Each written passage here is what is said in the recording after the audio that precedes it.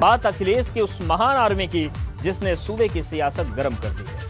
अखिलेश यादव छोटे दलों को लेकर यूपी फतेह की बड़ी रणनीति बना रहे हैं। इसकी एक बड़ी तस्वीर रविवार को लखनऊ से सामने आई, जहां महान दल के कार्यकर्ता सम्मेलन से अखिलेश यादव ने चुनावी बिगुल बजाते हुए 400 सीट जीतने का नारा दिया। वहीं सरकार पर महंगाई और बेरोजगारी को लेकर जमकर हमला बोला। लेकिन बड़ा सवाल यह है कि जब कांग्रेस और बसपा के साथ गठबंधन वाली रणनीति काम नहीं आई, तो क्या छोटे दलों को साथ लाने वाली रणनीति काम आएगी? ये रिपोर्ट।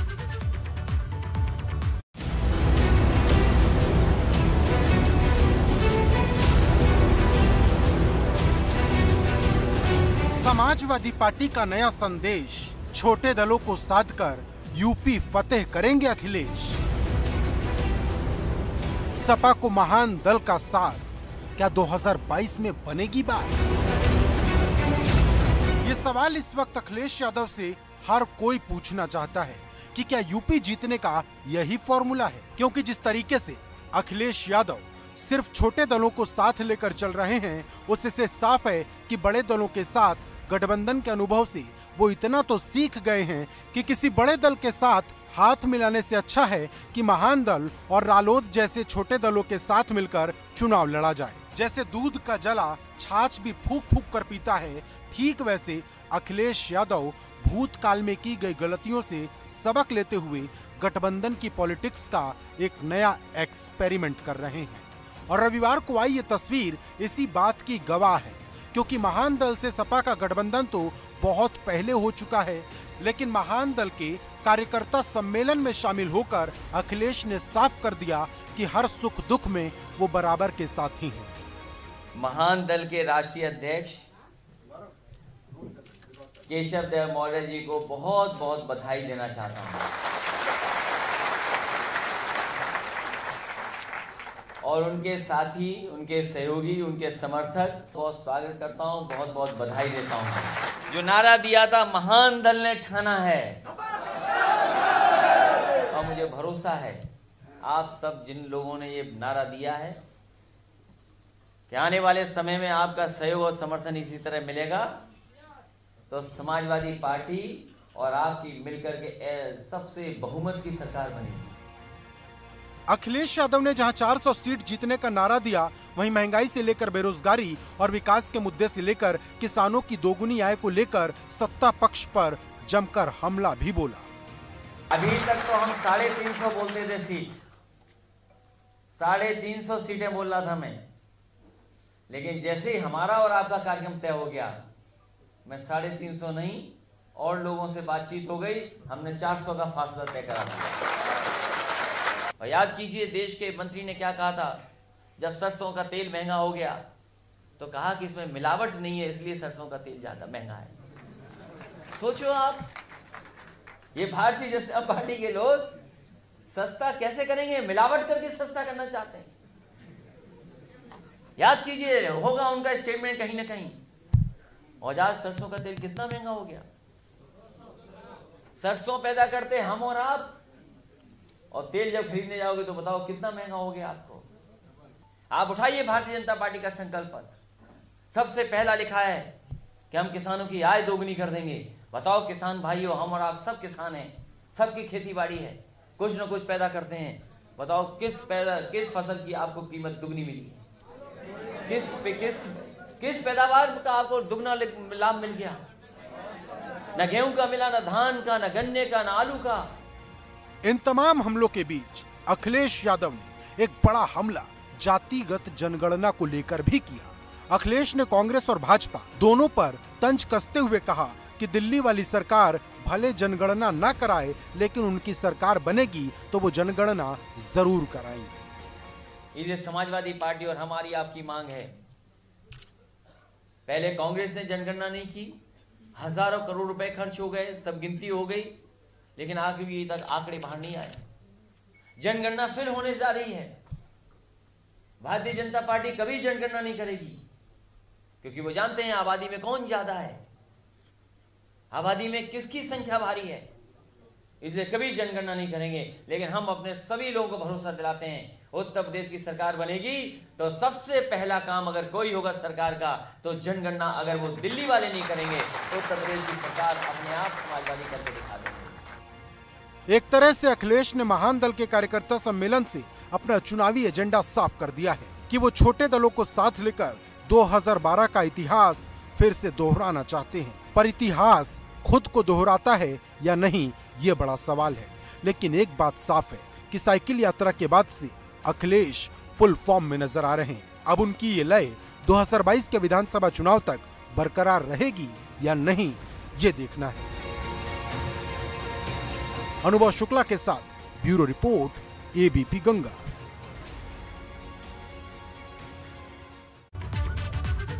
और अब बात उस बयान की जिसको लेकर समाजवादी पार्टी और भाजपा में सियासी घमासान मचा है। हम बात कर रहे हैं सीएम योगी के अब्बाजान वाले बयान की, जिसको लेकर अखिलेश यादव खासे नाराज हैं। अब अखिलेश ने इसको लेकर अपनी नाराजगी जताते हुए सीएम योगी पर निशाना साधा है। वहीं भाजपा पूछ रही है, अब्बाजान तो उर्दू की जुबान का सम्मानीय शब्द है, इससे इतनी दिक्कत क्यों हो रही है?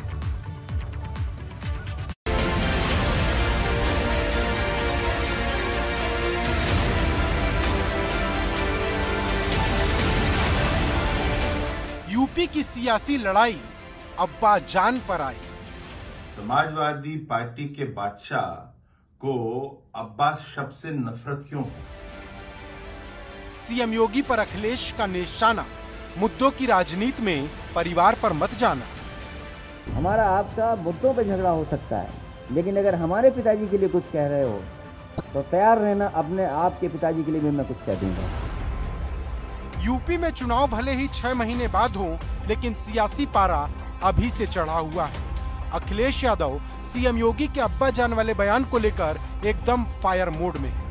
महान दल के कार्यकर्ता सम्मेलन में अखिलेश यादव ने सीएम योगी पर हमला बोलते हुए कहा कि मुद्दों की राजनीति में परिवार पर निशाना साधना बिल्कुल ठीक बात नहीं। ये सही कहा आपने कि नेताजी का सम्मान से नाम नहीं लिया, लेकिन ये सच बात नहीं है, क्योंकि जब हम भगवान को पूछते हैं तो तू भी कह देते हैं, गाना बनता है।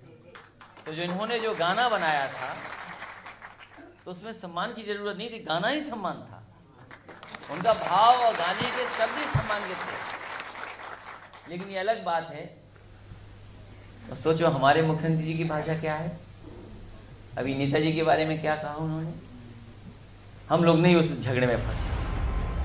आपको बता दें कि एक निजी चैनल को दिए इंटरव्यू में सीएम योगी ने इशारों में मुलायम सिंह को अखिलेश का अब्बाजान बताया था। ये बयान राम मंदिर के संदर्भ में दिया गया था, लेकिन अब इस पर राजनीति एकदम गर्म है। सपा और भाजपा एक दूसरे पर हमलावर है। समाजवादी पार्टी के बादशाह को अब्बास शब्द से नफरत क्यों है? उनको डैडी कहने में इतराज नहीं होता, पिताजी तो कहते नहीं हैं। और अब्बास शब्द तो एक उर्दू का बहुत अच्छा मीठा शब्द है, मगर डैडी एक अंग्रेजी का शब्द है। उनके पिताजी भी तो उनको टीपू कह के बुलाते हैं। तो ये नफरत क्यों आ गई है उनके अंदर ये उर्दू के शब्द से, ये समझ नहीं आ रहा है। इसके बारे में उनको बताना चाहिए। सिद्धार्थनाथ सिंह को लगता है हिंदी इंग्लिश का ज्ञान नहीं है। शब्दों से आपत्ति नहीं होती, शब्दों का जिस उद्देश्य से प्रयोग होता है उससे आपत्ति होती है। सिद्धार्थनाथ सिंह एक निरर्थक टाइप के भाषण देने के आदी हो चुके हैं। सिद्धार्थनाथ सिंह कभी खुद सड़क पर गए नहीं हैं। पिछले मुझे 5 साल 8 साल में कोई एक उनकी सड़क पर संघर्ष करने की तस्वीर नहीं याद है, लेकिन वो दिन भर आंदोलनों पर भाषण देते हैं। आपत्ति मुख्यमंत्री की भाषा से है, मुख्यमंत्री का जो उद्देश्य है, जिस तरह की भड़काना चाहते हैं उससे है। और ये बताता है कि मुख्यमंत्री का चोला कुछ भी हो, लेकिन संस्कार विहीन है वो। जानकारों की माने तो अब्बाजान जैसे बयान तो सिर्फ शुरुआत है, क्योंकि जैसे जैसे चुनाव नजदीक आएगा शब्द भेदी बयान और दागे जाएंगे। क्योंकि यूपी में इस बार सपा और भाजपा में कांटे की टक्कर है। सपा जहां 2017 की हार का बदला लेने की तैयारी में है, तो भाजपा फिर से अपनी जीत का परचम लहराना चाहती है। लेकिन कौन किस पर भारी पड़ेगा, ये तो आने वाला वक्त बताएगा। फिलहाल जोर आजमाइश का दौर जारी है। Bureau report, ABP Ganga. और अब बात करते हैं आगरा में हुए उस अग्निमंथन की जिसने विपक्ष की नींद उड़ा दी है। क्योंकि भाजपा ने 2022 की जंग जीतने के लिए आगरा में एक ऐसा चक्रव्यूह तैयार किया जिससे न सिर्फ यूपी फतेह की तैयारी है बल्कि पहले से भी बड़ी जीत की तैयारी है। भाजपा के राष्ट्रीय अध्यक्ष जेपी नड्डा ने ब्रज के सेंटर पॉइंट से योगी एंड कंपनी को जीत का मंत्र दिया। वहीं ऐसे विधायक और मंत्रियों को सख्त हिदायत दी जिनका रवैया नॉन परफॉर्मिंग है।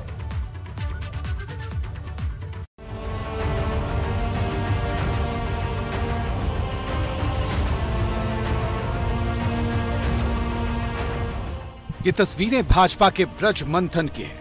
ब्रज की रणभूमि में चुनावी महाभारत को कैसे जीता जाए, इस पर पार्टी ने किया महामंथन। आगरा में भाजपा के ब्रज क्षेत्र की समन्वय बैठक में राष्ट्रीय अध्यक्ष जेपी नड्डा और सीएम योगी के साथ प्रदेश अध्यक्ष स्वतंत्र देव सिंह भी मौजूद थे। इनके साथ ही यहाँ शामिल हुए राष्ट्रीय संगठन महामंत्री बीएल संतोष, प्रदेश प्रभारी राधा मोहन सिंह। सबसे ज्यादा फोकस संगठन के समन्वय पर रहा। संदेश दो टूक दिया गया कि यूपी में सरकार बनाने का रास्ता ब्रज से होकर ही जाता है। सारे परमिशंस दिए गए और 9 महीने के अंदर भारत के उद्यमी और साइंटिस्ट ने मिलकर मोदी जी के नेतृत्व में एक नहीं 2-2 वैक्सीन बना करके भारत को दी। इस बात को हमको समझना चाहिए।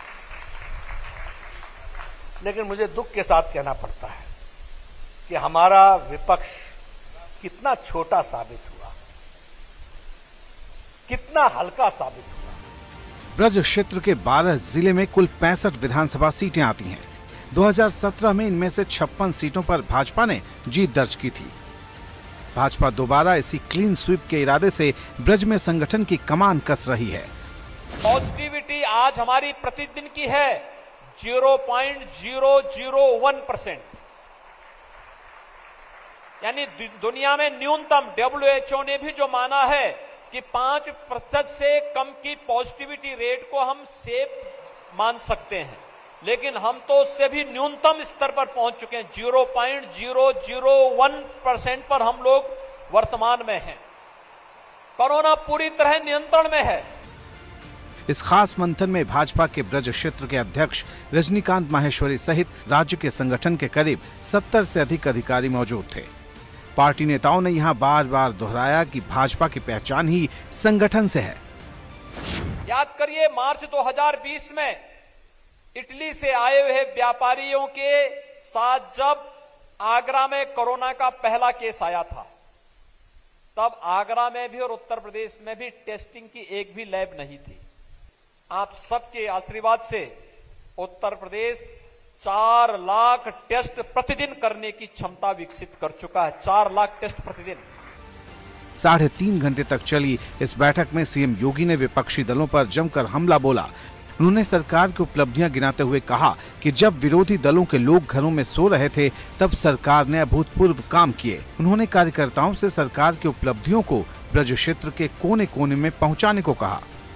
एक नारा गढ़ा गया, सक्षम मंडल सक्रिय बूथ।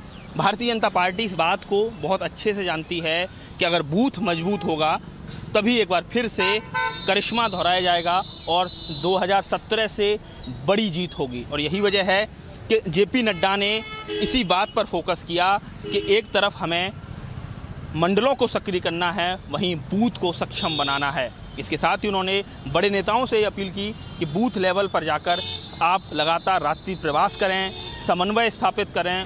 चाहे वो मंडल का विषय हो, चाहे जिले का विषय हो, क्षेत्र का विषय हो, भारतीय जनता पार्टी की ये सब नीतियां हैं और भारतीय जनता पार्टी का कार्यकर्ता किस तरह काम करता है, उनकी जिम्मे क्या जिम्मेदारी है, इन सब विषय पर भारतीय जनता पार्टी के कार्यकर्ताओं से बातचीत हुई। मुख्यमंत्री योगी आदित्यनाथ ने कार्यकर्ताओं से कहा कि आप इस तरह से अभी से चुनाव क्षेत्रों में जाएं कि विरोधियों को अपनी पराजय तय दिखने लगे। सीएम सहित वरिष्ठ नेताओं ने संगठन को बूथ स्तर पर बेहद सक्रिय करने का मंत्र दिया। राष्ट्रीय अध्यक्ष जेपी नड्डा ने यहां जिला अध्यक्ष, जिला प्रभारी और पार्टी की क्षेत्रीय टीम और क्षेत्रीय मोर्चा अध्यक्षों के साथ बैठक की। भारतीय जनता पार्टी के अलावा जितने भी देश के अंदर राजनीतिक दल हैं, वे सब चुनाव आने पर तैयारी करते हैं, लेकिन भारतीय जनता पार्टी अकेला राजनीतिक ऐसा दल है जो चुनाव पूर्ण होने के बाद, जब चुनाव के परिणाम आ जाते हैं, उसके बाद से समीक्षा के उपरांत वो आगामी 5 साल बाद होने वाले चुनाव उसकी तैयारी में जुट जाती है। भाजपा की पूरी तैयारी इस बात को लेकर है कि पूरे ब्रज क्षेत्र में विरोधी दलों की मुहिम पर पहले ही दिन से कैसे भारी पड़ा जाए। भाजपा के खेमे में एक बात की सबसे ज्यादा चर्चा हुई और वो है आक्रामक चुनाव अभियान। यानी विरोधी अगर एक कमी गिनाए तो भाजपा के नेता और कार्यकर्ता सरकार की कई उपलब्धियां फौरन ही गिना डालें। बूथ से ऊपर की जो इकाई है, शक्ति केंद्रों को किस तरह से और ज़्यादा मजबूत किया जाए, इस पर भी पूरा फोकस रहा, क्योंकि लगातार बीजेपी की कोशिश है कि 4 से 5 बूथों के ऊपर जो शक्ति केंद्र बनाए गए हैं उनको पहले से ज़्यादा एक्टिव किया जाए और ज़्यादा से ज़्यादा कार्यकर्ताओं में इस यूनिट के बारे में जानकारी हो। आगरा से नितिन उपाध्याय, एबीपी गंगा। और चलिए अब बात करते हैं संगम नगरी में आए तबाही वाले तांडव की, जहां गंगा और यमुना उफान पर हैं। हजारों घर बाढ़ में डूब चुके हैं, हजारों जिंदगियां मुश्किल में हैं। हालात इस कदर हो चुके हैं कि एनडीआरएफ और पुलिस मोर्चा संभालना पड़ रहा है उनको, क्योंकि हर घंटे में 3 सेंटीमीटर नदियों का जलस्तर बढ़ रहा है, जो आने वाले दिनों में और भी ज्यादा बढ़ेगा। यही वजह है कि सबकी नजर इस वक्त प्रयागराज पर टिकी हुई है।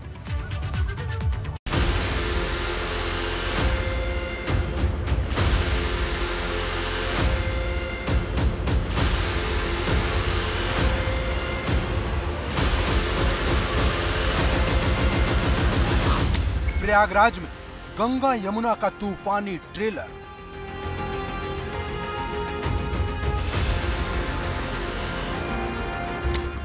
हर घंटे बढ़ रही हैं नदियां, मुश्किल में फंसी हजारों जिंदगियां।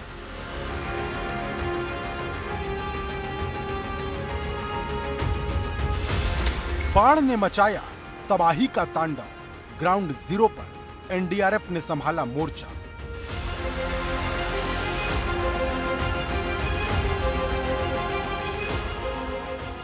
ये संगम नगरी प्रयागराज है, जहां यमुना और गंगा के रौद्र रूप ने पूरे शहर को दहशत में डाल दिया है।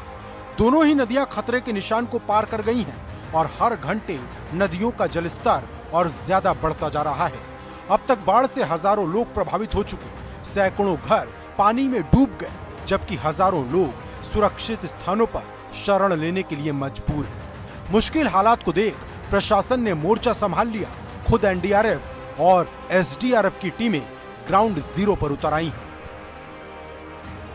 संगम नगरी प्रयागराज में गंगा और यमुना दोनों नदियां उफान पर हैं। दोनों नदियों का जलस्तर लगातार तेजी से बढ़ता जा रहा है। दोनों नदियां खतरे के निशान को पार कर चुकी हैं। अब से कुछ देर पहले दोनों नदियों ने खतरे के निशान को पार किया है और गंगा यमुना में आई बाढ़ ने जबरदस्त तबाही भी मचाई हुई है। जो गंगा के कछारी इलाके हैं उनके पर बने हुए मकानों में पानी घुस गया है। तमाम लोग आप देख सकते हैं कि इस तरीके से फंसे हुए हैं, मकानों में कई फीट तक पानी घुस गया है। दोनों नदियां 3 से 4 सेंटीमीटर प्रति घंटे की रफ्तार से बढ़ रही हैं। प्रशासन की माने तो जलस्तर बढ़ने का ये ट्रेंड अगले 2 से 3 दिन तक यूं ही जारी रहेगा। बिगड़े हुए हालात और ज्यादा ना बिगड़े, इसके लिए पूरा सरकारी अमला मुस्तैदी के साथ राहत कार्य में जुटा है। खुद डीएम बाढ़ प्रभावित इलाकों का निरीक्षण कर रहे हैं। तारागंज, सलोरी आदि क्षेत्रों में पानी निरंतर बढ़ रहा है। कुछ घर जलमग्न भी हुए हैं और वहाँ के लोगों से हमने बात भी किया है, तो लोग भी अपने तरीके से तैयार हैं और यहाँ हम लोगों ने शरणालय बना रखे, तो जिनको भी दिक्कत होता है वहाँ शिफ्ट भी हो रहे हैं। हमारे यहाँ के लगभग 300 परिवार शरणालयों में शिफ्ट हो चुके हैं।